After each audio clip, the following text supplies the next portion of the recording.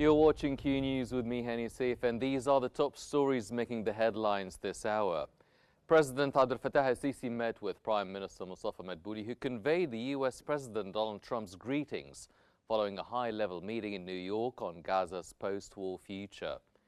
Madbouli, representing al-Sisi at the UN General Assembly and a two-state solution conference, said to praise Egypt's regional role and confirmed U.S. position to the continuation of war in Gaza, proposing a clear roadmap for ending it and rebuilding the enclave without displacing its people.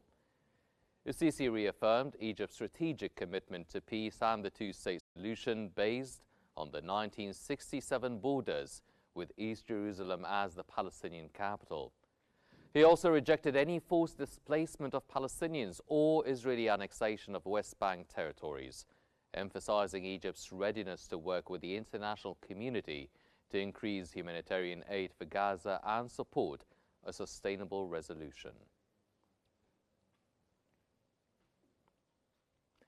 The Egyptian Red Crescent has dispatched the 42nd Aid Convoy to Gaza, carrying a number of trucks loaded with urgent humanitarian aid. The Egyptian Red Crescent said that the Zed al-Izza convoy is carrying approximately 3,400 tons of urgent humanitarian aid needed by the Strip. This included around 2,500 tons of food supplies and flour, more than 700 tons of medical supplies, relief items and tents, as well as over 160 tons of diesel fuel. These efforts are part of Egypt's broader initiative to provide food and relief support for the people of Gaza.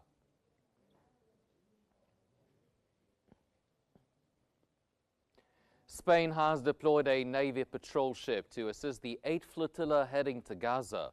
Speaking at the UN General Assembly, Prime Minister Pedro Sanchez said the vessel would help protect Spanish citizens and ensure safe navigation in the Mediterranean. The Spanish government is calling for adherence to international law and the protection of its citizens.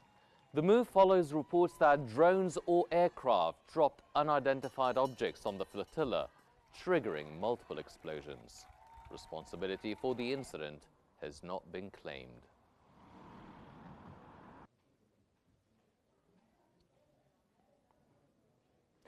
Italian Defense Minister Guido Crosetto announced that his country will send a second Navy vessel to support the International Aid Flotilla that came under a drone attack while attempting to deliver humanitarian aid to Gaza.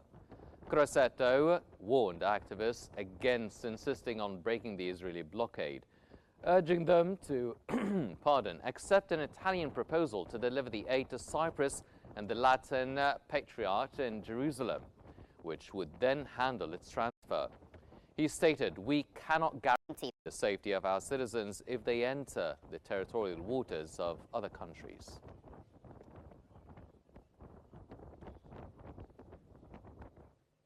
Yemen's Houthi group claimed responsibility for a drone attack on southern Israel's Red Sea city of Eilat, targeting multiple sites. This was their second drone strike within 24 hours. Israeli authorities reported at least 20 people injured, including 2 in serious conditions. The Houthis expressed solidarity with Gaza and vowed to continue their operations until the blockade ends.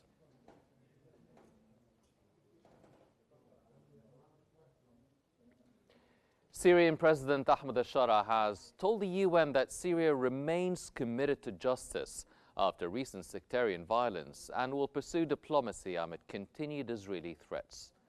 Al-Shara said Syria had formed fact-finding committees and allowed UN investigators access to the affected areas, resulting in what he described as unprecedented transparency.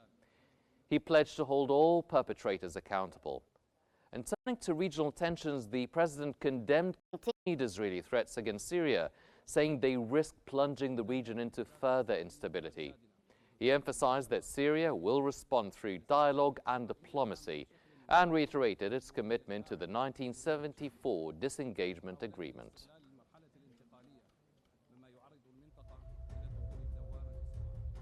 This concludes our top stories for this hour. Thanks for watching and stay tuned for more updates here on Q News.